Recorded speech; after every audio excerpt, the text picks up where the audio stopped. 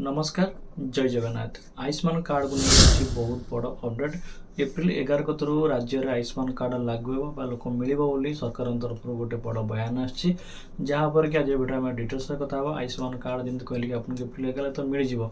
तो आपको क्यों मिल तो आयुष्मान कार्ड सहित गोपबंधु कार्ड योजना जो थी आगु सी आपको मिलूँ कि न मिलूँ आउ कौन कौन आपको बेनिफिट मिलूँ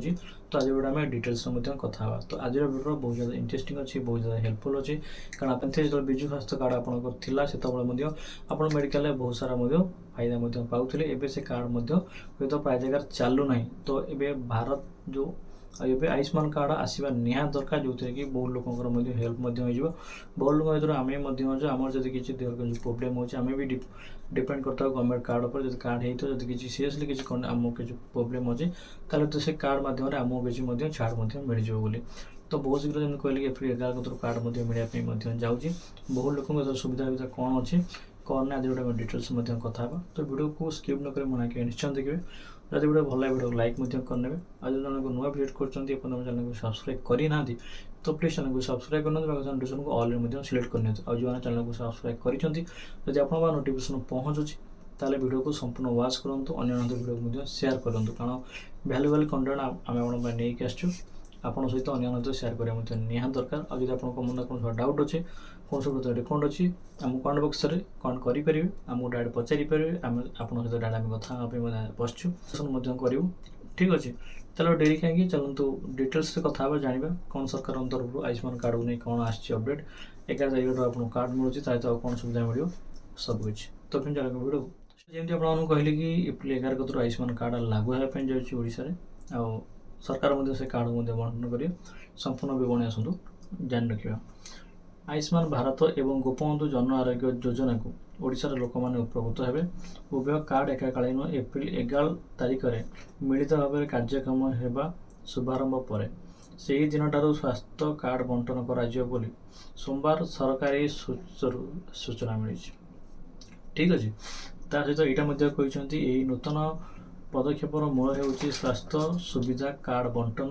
केंद्र स्वास्थ्य मंत्री जेपी नड्डा राज्य स्तर में शुभारंभ उत्सव स्वास्थ्य योजना गुड़िकर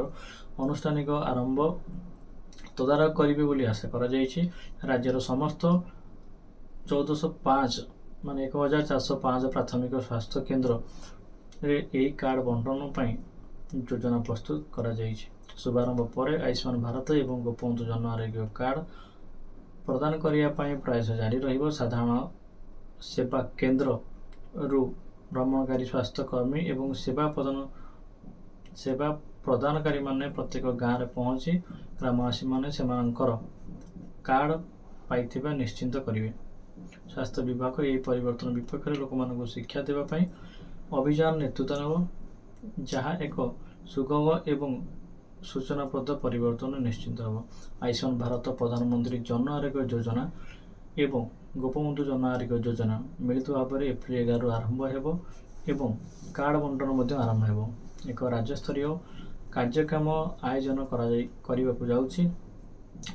जाऊँगी केंद्र स्वास्थ्य मंत्री जेपी नड्डा स्वास्थ्य कार्ड बंटन आरंभ करेंगे स्वास्थ्य सचिव अगस्ती एस सूचना प्रदान करिसेंति समस्त पूर्वर थिबा हिताधिकारी को नूतन कार्ड पाइबे तथापि हिताधिकारी माने सेमानकर नूतन कार्ड पाइबा पर्यंत सेमानकर कार्ड वर्तमान कार्ड नंबर किंबा आधार नंबर व्यवहार कर चिकित्सा सेवा पाई परिबे बोली स्वास्थ्य सचिव कहिसेंति माने कहिसेंति एबे जो मानक पाखरे स्वास्थ्य कार्ड अछि जेपर्यंत नुआ कार्ड मिली ना से पर्यंत आपण माने कार्ड नंबर को निजर आधार कार्ड अप्लाई करी चिकित्सा दे पारे जमी आपको भिडियो स्टार्टिंग रो मुझे आपको कार्ड किसी जगह कार्ड काम कर मेडिकल अच्छे जो मैंने फेरी होती किंतु बहुत जगह कार्ड चलुँ तो आपण मैंने जेपर्यंत आपको संपूर्ण कार्ड मिली ना से पर्यंत से कार्ड आप ट्रिटमेंट हो पारे आप आधार कार्ड जी अच्छी ट्रिटमेंट हो पार जो कार्ड लागू होपर हूँ किसी जमीक 11 तारिख ठार आम